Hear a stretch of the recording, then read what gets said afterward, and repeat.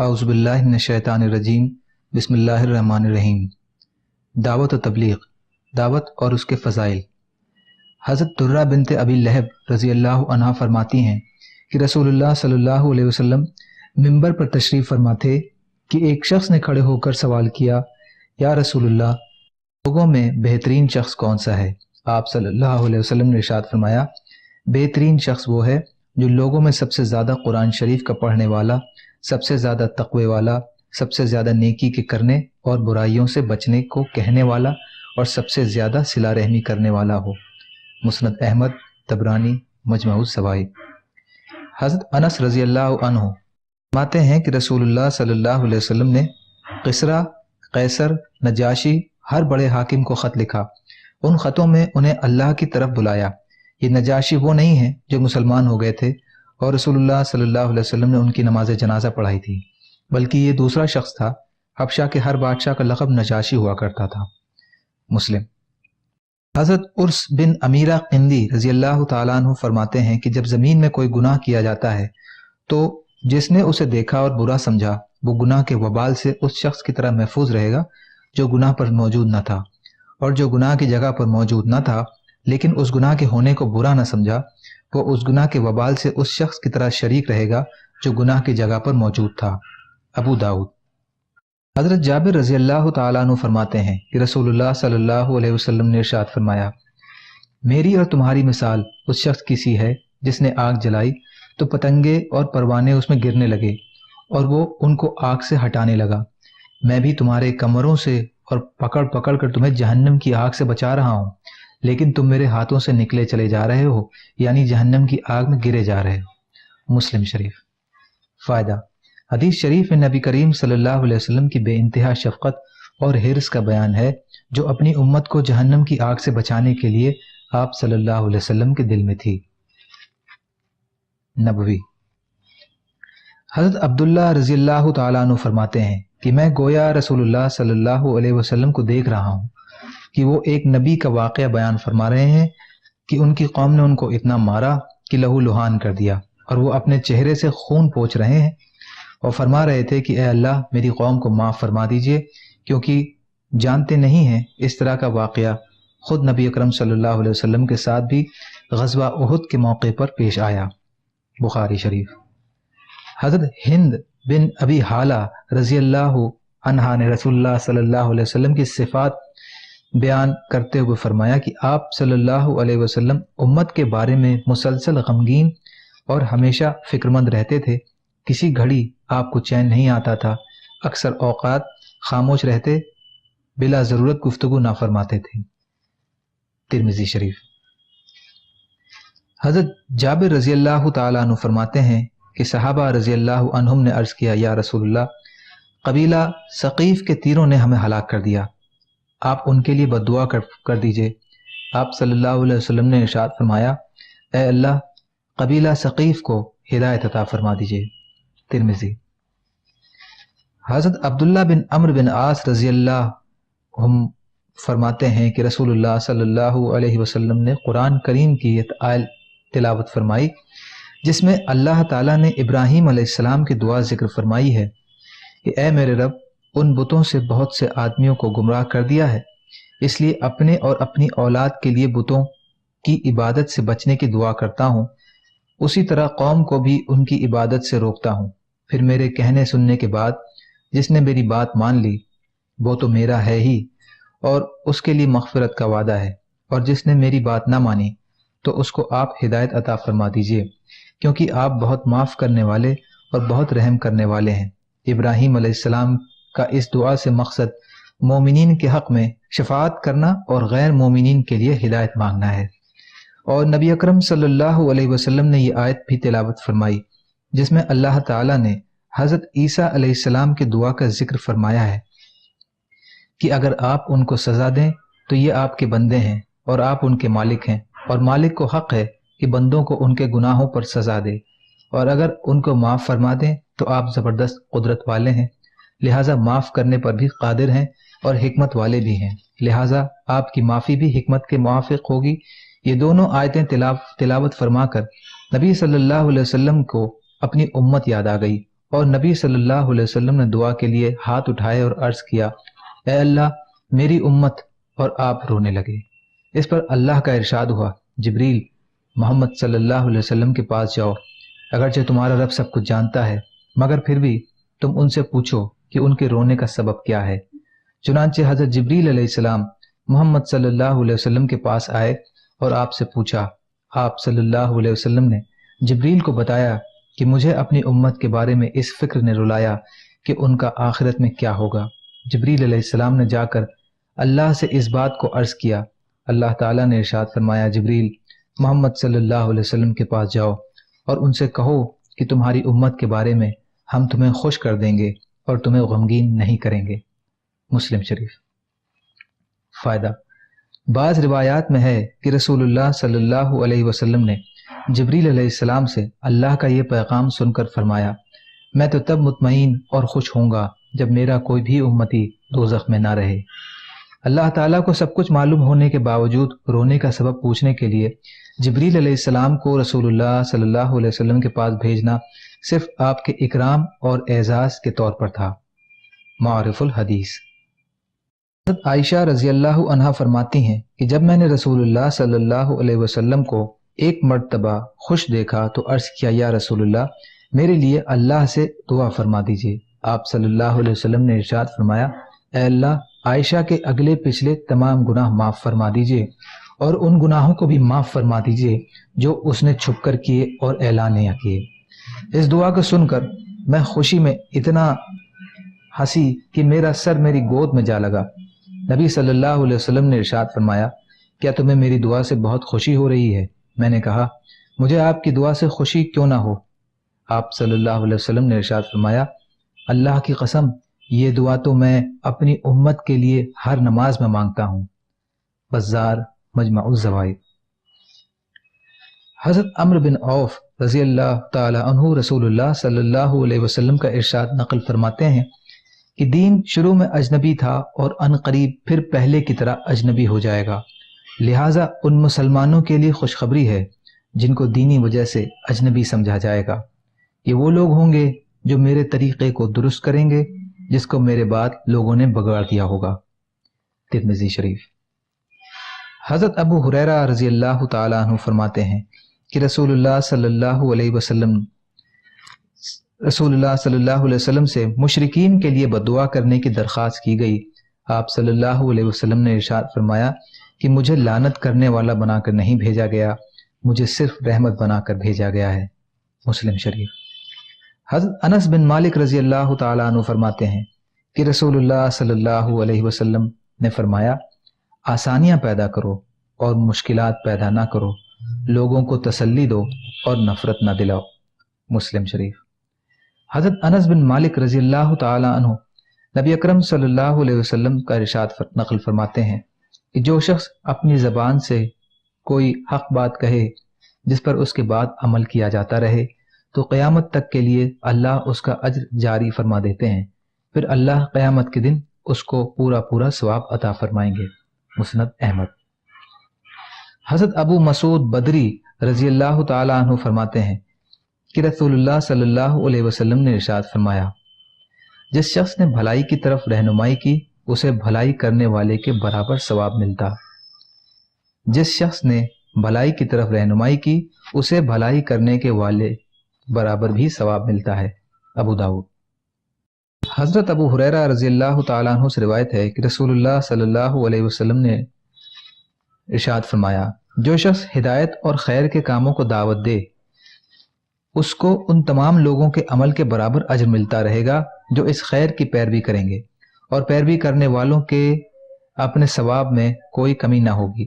اسی طرح جو گمراہی کے کاموں کی طرف بلائے گا اس کو ان سب کے عمل کا گناہ ملتا رہے گا جو اس گمراہی کی پیروی کریں گے، اور اس کی وجہ سے ان پیروی کرنے والوں کے گناہوں میں کوئی کمی نہ ہوگی۔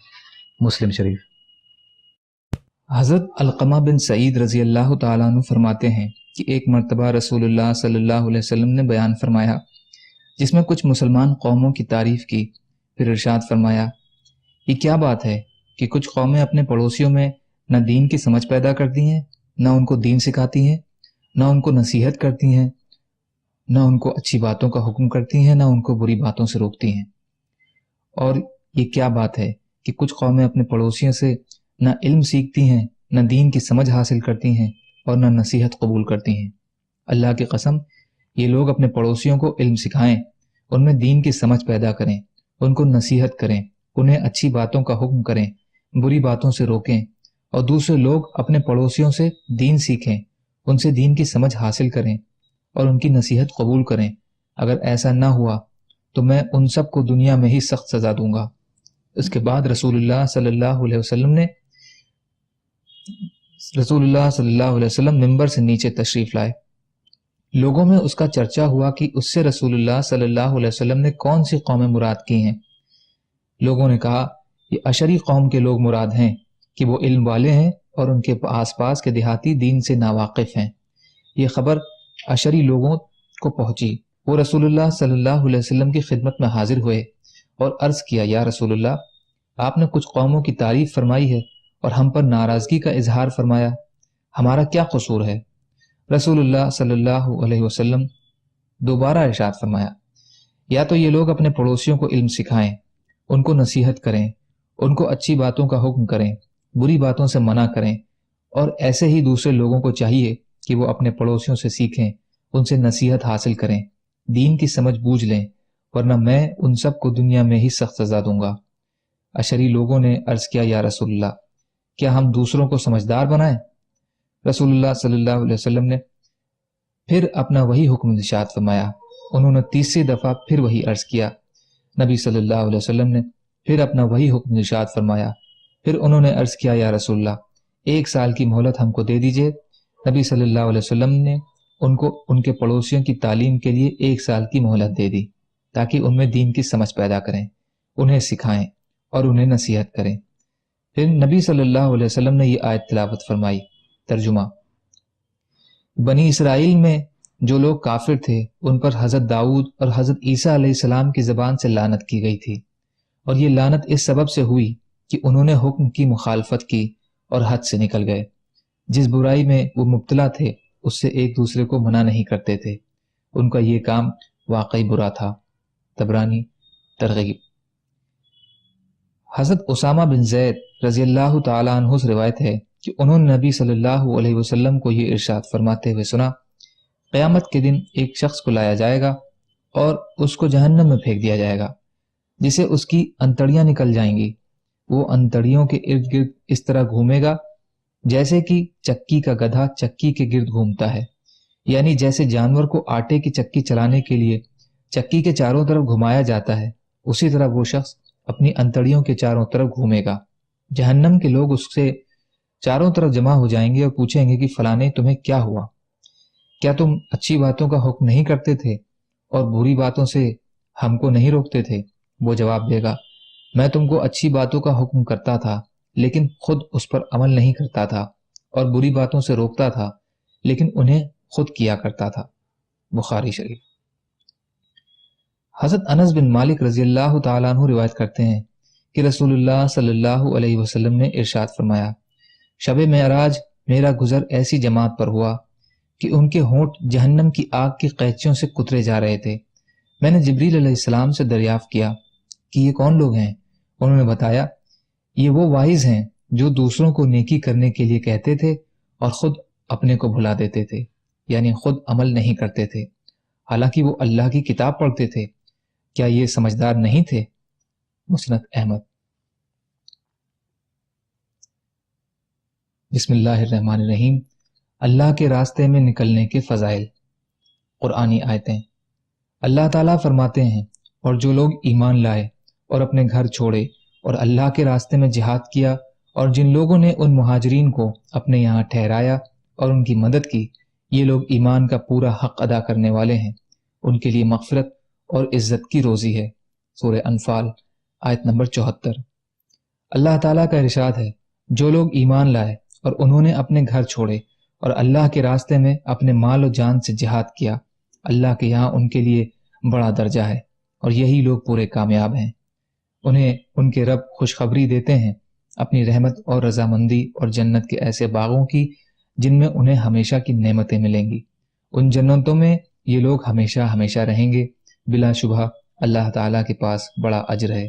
سورہ توبہ آیت 20 سے 22۔ اللہ تعالیٰ فرماتے ہیں، اور جو لوگ ہمارے دین کے لیے مشقتیں برداشت کرتے ہیں ہم ان کو ضرور اپنے تک پہنچنے کا راستہ سجھا دیں گے، کہ انہیں وہ باتیں سمجھائیں گے کہ دوسروں کو ان باتوں کا احساس تک نہیں ہوگا، اور بے شک اللہ اخلاص سے عمل کرنے والوں کے ساتھ ہیں۔ سورہ عنکبوت۔ اللہ تعالیٰ فرماتے ہیں، جو شخص محنت کرتا ہے اور وہ اپنے نفع کے لیے محنت کرتا ہے، ورنہ اللہ کو تو تمام جہان والوں میں کسی کی حاجت نہیں ہے۔ سورہ عنکبوت آیت نمبر 6۔ اللہ تعالیٰ فرماتے ہیں، کامل ایمان والے تو وہی لوگ ہیں جو اللہ اور اس کے رسول پر ایمان لائے، پھر عمر بھر کبھی شک نہیں کیا، یعنی اللہ اور ان کے رسول کی ہر بات کو دل کی گہرائی سے تسلیم کیا، اس میں کبھی شک نہیں کیا، اور اپنے مالوں اور اپنی جانوں کے ساتھ اللہ کے راستے میں مشقتیں برداشت کی، یہی لوگ ایمان میں سچے ہیں۔ سورہ حجرات آیت نمبر 15۔ اللہ تعالیٰ کا ارشاد ہے، ایمان والوں، کیا میں تمہیں ایسی تجارت بتاؤں جو تمہیں دردناک عذاب سے بچا لے؟ اور وہ یہ ہے کہ تم اللہ اور ان کے رسول پر ایمان لاؤ اور اللہ کے راستے میں اپنے مالوں اور اپنی جان کے ساتھ جہاد کرو۔ یہ تمہارے حق میں بہت ہی بہتر ہے اگر تم کچھ سمجھ رکھتے ہو۔ اس پر اللہ تعالیٰ تمہارے گناہ معاف فرما دیں گے اور تم کو جنت کے ایسے باغوں میں داخل کریں گے جن کے نیچے نہریں بہہ رہی ہوں گی، اور عمدہ مکانوں میں داخل کریں گے جو دائمی ہوں گے، وہ بہت بڑی کامیابی ہے۔ سورہ صف آیت نمبر 10 سے 12۔ اللہ تعالیٰ نے اپنے رسول صلی اللہ علیہ وسلم سے فرمایا، آپ مسلمانوں سے کہہ دیجئے کہ اگر تمہارے باپ اور بیٹے اور بھائی اور بیویاں اور تمہاری برادری اور وہ مال جو تم نے کمائے ہیں اور وہ تجارت جس کے بند ہونے سے تم ڈرتے ہو اور وہ مکانات جن میں رہنا تم پسند کرتے ہو، اگر یہ سب چیزیں اللہ سے اور ان کے رسول سے اور اللہ کے راستے میں جہاد کرنے سے زیادہ محبوب ہیں تو انتظار کرو یہاں تک کہ اللہ سزا کا حکم بھیج دیں، اور اللہ حکم نہ ماننے والوں کی رہبری نہیں فرماتے۔ سورہ توبہ آیت نمبر 24۔ اللہ تعالیٰ کا ارشاد ہے، اور تم لوگ جان کے ساتھ مال بھی اللہ کے راستے میں خرچ کیا کرو، اور جہاد سے جی چرا کر اپنے آپ کو اپنے ہاتھوں سے ہلاکت میں نہ ڈالو، اور جو کام بھی کرو اچھی طرح کیا کرو، بے شک اللہ اچھی طرح کام کرنے والوں کو پسند فرماتے ہیں۔ سورہ بقرہ آیت نمبر 195۔ نبی صلی اللہ علیہ وسلم کی حدیثیں۔ حضرت انس رضی اللہ تعالیٰ عنہ سے روایت ہے کہ رسول اللہ صلی اللہ علیہ وسلم نے ارشاد فرمایا، دین کی دعوت کے سلسلے میں مجھے اتنا ڈرایا گیا کہ کسی کو اتنا نہیں ڈرایا گیا، اور اللہ کے راستے میں مجھے اتنا ستایا گیا کہ کسی اور کو اتنا نہیں ستایا گیا۔ مجھ پر 30 دن اور 30 راتیں مسلسل اس حال میں گزری ہیں کہ میرے اور بلال کے لیے کھانے کی کوئی ایسی چیز نہیں تھی جس کو کوئی جاندار کھا سکے، صرف اتنی چیز ہوتی تھی جس کو بلال کی بغل چھپا لے، یعنی بہت تھوڑی مقدار میں ہوتی تھی۔ ترمذی شریف۔ حضرت ابن عباس رضی اللہ تعالیٰ عنہ روایت کرتے ہیں کہ رسول اللہ صلی اللہ علیہ وسلم اور آپ کے گھر والے بہت سی راتیں مسلسل خالی پیٹ فاقے سے گزارتے تھے۔ ان کے پاس رات کا کھانا نہیں ہوتا تھا، اور ان کا کھانا عام طور سے جو کی روٹی ہوتی تھی۔ ترمذی شریف۔ حضرت عائشہ رضی اللہ عنہا فرماتی ہیں کہ رسول اللہ صلی اللہ علیہ وسلم کے وفات پا جانے تک آپ کے گھر والوں نے جو کی روٹی بھی کبھی 2 دن مسلسل پیٹ بھر کر نہیں کھائی۔ مسلم شریف۔ حضرت انس بن مالک رضی اللہ تعالی عنہ روایت کرتے ہیں کہ ایک مرتبہ حضرت فاطمہ رضی اللہ عنہا نے رسول اللہ صلی اللہ علیہ وسلم کو جو کی روٹی کا ایک ٹکڑا پیش کیا۔ آپ صلی اللہ علیہ وسلم نے فرمایا، 3 دن میں یہ پہلا کھانا ہے جس کو تمہارے والد نے کھایا ہے۔ مسند احمد۔ ایک روایت میں ہے کہ رسول اللہ صلی اللہ علیہ وسلم نے صاحبزادی سے پوچھا کہ یہ کیا ہے؟ انہوں نے عرض کیا، ایک روٹی میں نے پکائی تھی، مجھے اچھا نہیں لگا کہ میں آپ کے بغیر کھاؤں۔ طبرانی مجمع الزوائد۔ حضرت سہل بن سعد ساعدی رضی اللہ تعالیٰ عنہ فرماتے ہیں کہ ہم غزوہ خندق میں رسول اللہ صلی اللہ علیہ وسلم کے ساتھ تھے۔ آپ صلی اللہ علیہ وسلم خندق کھود رہے تھے اور ہم خندق سے مٹی نکال کر دوسری جگہ ڈال رہے تھے، آپ صلی اللہ علیہ وسلم نے ہمیں اس حال میں دیکھ کر فرمایا، اے اللہ، زندگی تو صرف آخرت ہی کی زندگی ہے، آپ انصار اور مہاجرین کی مغفرت فرما دیجیے۔ بخاری شریف۔ حضرت عبداللہ بن عمر رضی اللہ تعالیٰ عنہ فرماتے ہیں کہ رسول اللہ صلی اللہ علیہ وسلم بات کی اہمیت کی وجہ سے متوجہ کرنے کے لیے میرے کندھوں کو پکڑ کر ارشاد فرمایا کہ تم دنیا میں مسافر کی طرح یا راستہ چلنے والے کی طرح ہو۔ بخاری شریف۔ حضرت عمرو بن عوف رضی اللہ عنہ روایت کرتے ہیں کہ رسول اللہ صلی اللہ علیہ وسلم نے ارشاد فرمایا، اللہ کی قسم، مجھے تمہارے بارے میں فقر و فاقہ کا ڈر نہیں، بلکہ اس بات سے ڈرتا ہوں کہ دنیا کو تم پر پھیلا دیا جائے جس طرح تم سے پہلے لوگوں پر دنیا کو پھیلا دیا گیا تھا، پھر تم بھی دنیا کو حاصل کرنے کے لیے ایک دوسرے سے آگے بڑھنے لگو جس طرح تم سے پہلے لوگ دنیا کو حاصل کرنے کے لیے ایک دوسرے سے آگے بڑھتے تھے، پھر دنیا تم کو اسی طرح غافل کر دے جس طرح ان کو غافل کر دیا۔ بخاری شریف۔ فائدہ: رسول اللہ صلی اللہ علیہ وسلم کے ارشاد تمہارے بارے میں فقر و فاقہ کا ڈر نہیں، اس کا مطلب یہ ہے کہ تم پر فقر و فاقہ نہیں آئے گا، یا یہ مطلب ہے کہ اگر فقر و فاقہ کی نوبت آئی تو اس سے تمہارے دین کو نقصان نہیں پہنچے گا۔ حضرت سہل بن سعد رضی اللہ تعالیٰ عنہ روایت کرتے ہیں کہ رسول اللہ صلی اللہ علیہ وسلم نے ارشاد فرمایا، اگر دنیا کی قدر و قیمت اللہ کے نزدیک ایک مچھر کے پر کے برابر بھی ہوتی تو اللہ کسی کافر کو اس میں سے ایک گھونٹ پانی نہ پلاتے، کیونکہ دنیا کی قیمت اللہ کے نزدیک اتنی بھی نہیں ہے، اس لیے کافر فاجر کو بھی دنیا میں بے حساب دے رکھا ہے۔ ترمذی شریف۔ حضرت عروہ رحمۃ اللہ علیہ فرماتے ہیں کہ حضرت عائشہ رضی اللہ عنہا فرماتی ہیں، میرے بھانجے ہم ایک چاند دیکھتے، پھر دوسرا چاند دیکھتے، پھر تیسرا چاند دیکھتے، یوں 2 مہینے میں 3 چاند دیکھتے، لیکن نبی صلی اللہ علیہ وسلم کے گھروں میں آگ نہیں جلتی تھی۔ میں نے کہا، خالہ جان، پھر آپ کا گزارا کس چیز پر ہوتا تھا؟ انہوں نے فرمایا، کھجور اور پانی پر۔ مسلم شریف۔ حضرت عائشہ رضی اللہ عنہا روایت کرتی ہیں کہ میں نے رسول اللہ صلی اللہ علیہ وسلم کو یہ ارشاد فرماتے ہوئے سنا، جس کے جسم کے اندر اللہ کے راستے کا غبار داخل ہو جائے، اللہ اس پر جہنم کی آگ کو ضرور حرام فرما دیں گے۔ مسند احمد، طبرانی، مجمع الزوائد۔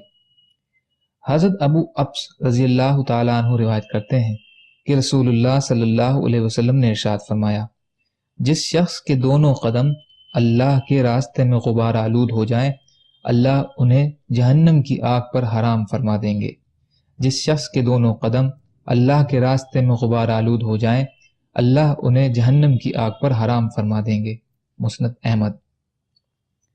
حضرت ابو ہریرہ رضی اللہ تعالی عنہ روایت کرتے ہیں کہ رسول اللہ صلی اللہ علیہ وسلم نے ارشاد فرمایا، اللہ کے راستے کا گرد و غبار، جہنم کا دھواں کبھی کسی بندے کے پیٹ میں جمع نہیں ہو سکتے، اور بخل اور کامل ایمان کسی بندے کے دل میں کبھی جمع نہیں ہو سکتے۔